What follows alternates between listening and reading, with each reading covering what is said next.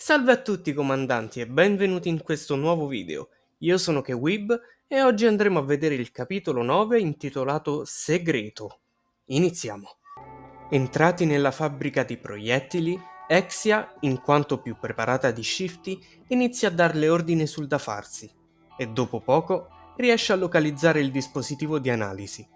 Mettiamo il proiettile ad analizzare e scopriamo che questo componente si chiama Vapaus, ma non abbiamo alcuna idea su cosa sia. Così, Exia prende l'incarico di fare delle ricerche mentre noi tornavamo indietro. Durante il nostro viaggio di ritorno, Exia ci dice che non riesce a trovare nulla a riguardo.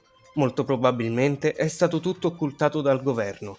Così chiede a Shifty se potesse accedere ai loro database, ma con un no come risposta, Exia decide di hackerarli.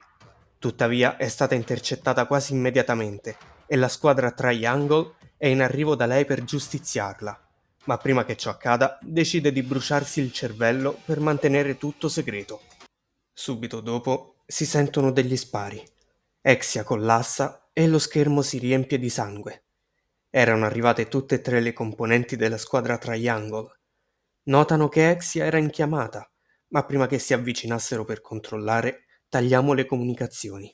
Mentre cerchiamo di tornare all'Ark, troviamo un campo minato. Shifty localizza le mine, ma Neon viene investita da un'esplosione di una mina non localizzata, provocando lievi danni. Poi ancora, uno scontro con un Rapture di classe Lord, al che Anis stufa le dice se vuole farci ammazzare. Neon la giustifica dicendo essere probabilmente scioccata per via della morte di Exia, ma stavolta anche Rapi non è convinta e le chiede chi fosse in realtà. Per essere qualcuno con la memoria cancellata sei in gamba. Shifty non era altro che un ologramma. Quella vera era da un mese in addestramento.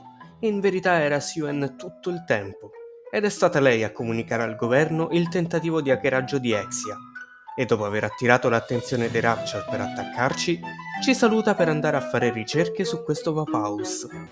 Al nostro ritorno, i membri di Triangle, Privati, Yulha e Admi ci fermano e inizia un interrogatorio, ma facendo valere la nostra autorità di unità autonoma, le mandiamo via.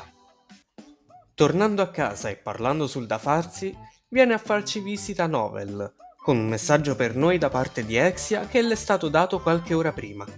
Il Vapaus distrugge le nanomacchine nel cervello delle nicche e le libera dall'immortalità.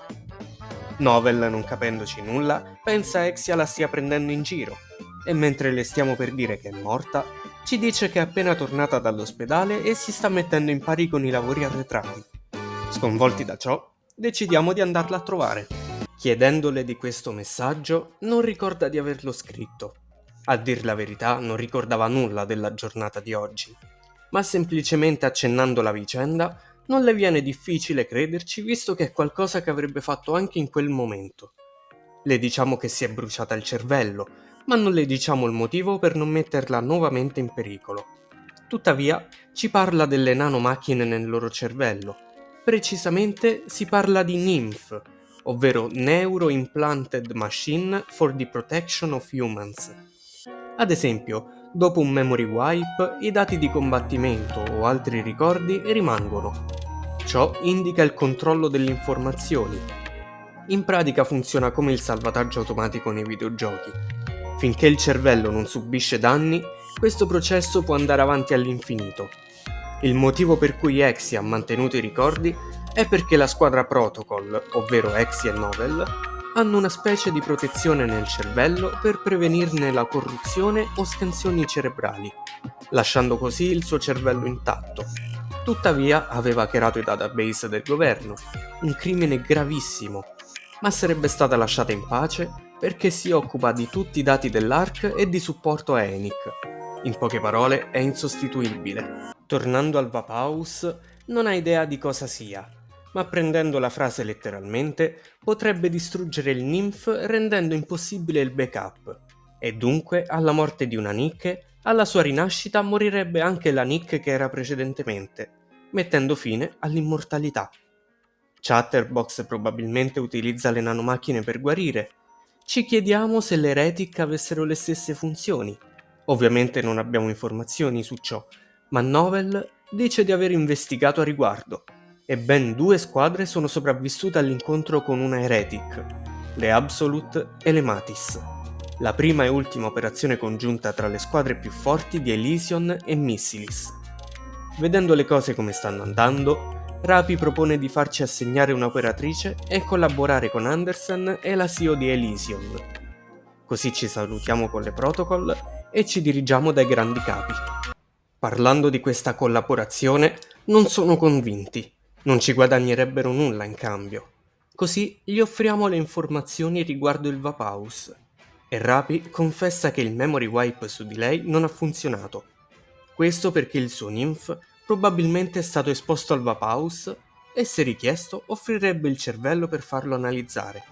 Così Ingrid concorda per un'operazione congiunta con le Absolute per portarci nel luogo in cui è avvenuta la loro battaglia, l'Area H. Si conclude così questo nono capitolo della storia. Prima di chiudere il video vi fornisco alcune informazioni sul Vapaus. È una parola finlandese che vuol dire libertà. Tuttavia, in tutte le altre versioni del gioco viene utilizzata la parola inglese unchained, ovvero libero dalle catene.